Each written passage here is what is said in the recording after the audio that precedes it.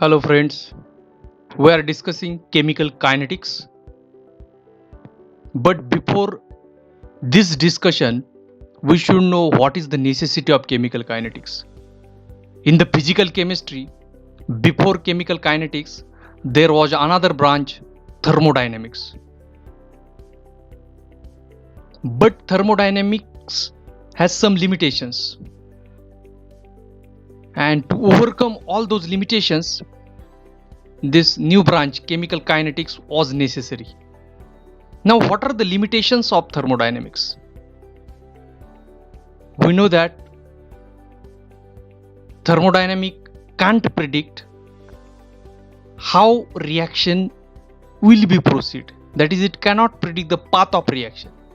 That means reaction mechanism, reactant to product conversion, by which path it is proceeding, it is not explained in the thermodynamics. So thermodynamic cannot predict the reaction mechanism.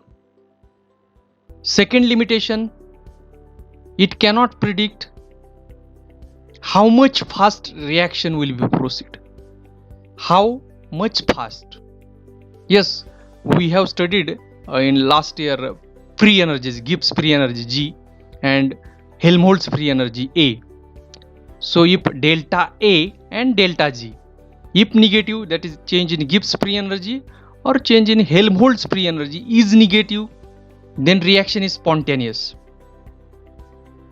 Or if delta Z or delta A free energy change is positive, reaction is non-spontaneous. If delta Z equal to 0 or delta A equal to 0, then reaction is at equilibrium. That we have studied in the last year. So we can explain spontaneity of reaction, but how much fast, exact value, that in thermodynamic we cannot predict. This is reaction is speed of this reaction is this. So that is, we cannot explain speed of reaction in the thermodynamic. And about spontaneity also, it is not applicable for all the reactions. On the screen you observe one reaction, diamond to graphite conversion, and above diamond structure is there, above graphite structure is there.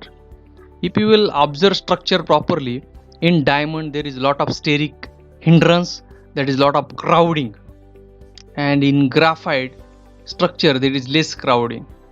So obviously graphite is more stable and therefore it has less free energy, and diamond more crowding, so unstable structure little bit, and therefore it has more free energy. So in this reaction, if you will observe, that is diamond to graphite, free energy change delta G gives free energy change. Graphite has less energy, so and diamond has more energy. So less energy minus more energy, it will be negative. So less minus more, for example 5 minus 10, so like that it will be minus 5, that is negative. So delta G is negative for this reaction, and if delta G is negative, reaction should be fast, reaction should be spontaneous. That was given by thermodynamic. But we never observe, you have purchased diamond and you are bringing that diamond to your home, and on the way that diamond become graphite, but that we have never observed. But according to thermodynamic, diamond should become graphite. You are purchasing diamond, आपने diamond खरीदी किया है, घर तक आने तक diamond become graphite. But this one we never observe. That means diamond to graphite conversion is not feasible reaction. But thermodynamics is telling it is very fast reaction. So this is the limitation of thermodynamic. So first limitation of thermodynamic, it cannot explain mechanism of the reaction, that is path of the reaction or how it will proceed. Second limitations, it cannot predict the speed, how much fast and how much slow speed of the reaction. And third, it cannot explain the feasibility of reaction. So it is explaining spontaneous, but in the case of diamond to graphite, reaction is not feasible. So feasibility of the reaction cannot be explained in the thermodynamics. And to overcome all those limitations, chemical kinetics was necessary. In chemical kinetics, we are discussing speed of reactions. And from the speed of reaction, we can predict the mechanism of the reaction. Some reactions are single-step reaction. Some reactions are multi-step reactions. If single-step reaction is there, it is called elementary reactions. If multi-step reactions are there, in it, some steps are slow. The slowest step in the mechanism is called rate determining step, RDS, rate determining step. And from that step, we can get idea of intermediate, we can get the path of reaction and mechanism. So to know the speed of reactions, we should study the rate of reaction. Now what is rate of reaction? Consider the general chemical reaction, capital A to capital B. A is reactant, B is product. So reactant A to reactant product B.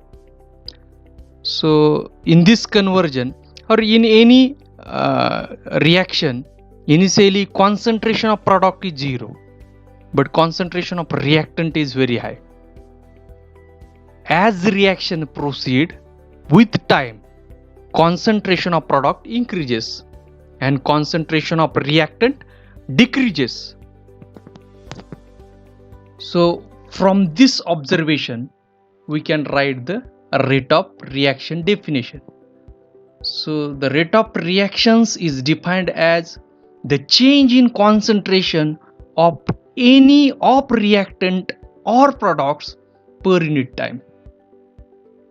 That is, rate of reaction is defined as either increase in concentration of product with respect to time or decrease in concentration of reactant with respect to time. To explain it in mathematical way, rate of reaction is equal to rate of disappearance of A, that is concentration of A decreases and slowly it becomes 0 once reaction is completed. So therefore rate of reaction is equal to rate of disappearance of A, that is reactant A, or rate of appearance of B, concentration of product B increases with time. And mathematically it can be written as rate is equal to minus derivative of concentration of A with respect to T. And in this case, negative sign indicates as the time increases, concentration of reactant decreases. Therefore, there is negative sign. And in case of product, there is positive sign because product concentration is increases with time. So mathematically, rate is equal to minus D concentration of A with respect to T, or plus derivative of concentration of B with respect to T. This is about rate of reaction.